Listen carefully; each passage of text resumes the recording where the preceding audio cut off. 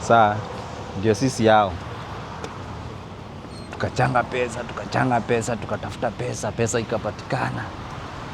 Sasa tukapea hawa huyu Masai, tukamtumia do. Akasema mimi nataka kupea wenye wako kwa nini. Na mbona hiyo sikujua hiyo ni red flag. Adibona anataka kupea watu wenye wamekuja, namwambia si unipee hii kitu na ni mimi si nini. Aniambia hapana, unajua wewe una karatasi ya nini. Wish I knew. Paga. Ndana jamu nini nalininyang'anywa do.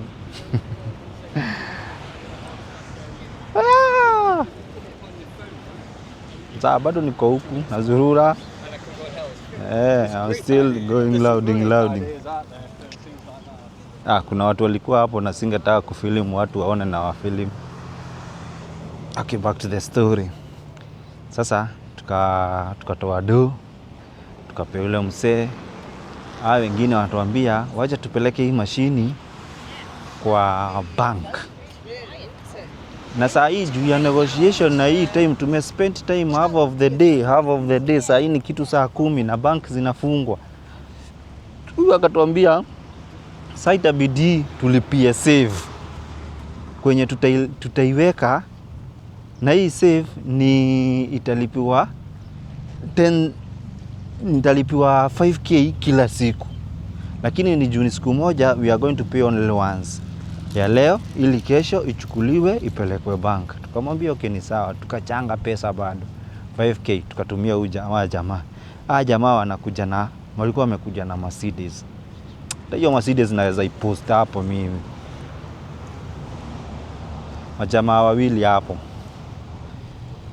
Sasa mimi kuna jamaa mmoja hapo tulikuwa tunasikizana. Juu kuna venye alikuwa nataka kunipeleka na mimi nataka kwenda hivi. Lakini juu sasa hao ndio wako nao, wakaniambia hapana, wewe usiingie kwa gari. Wewe enda uchukue ile gari nyingine udrive. Ili nikamwambia hapana, nakaa kwa hii gari, tunaenda kwa hiyo bank. Juu hata mara ya kwanza walikuwa wamesema tunaenda kwa bank.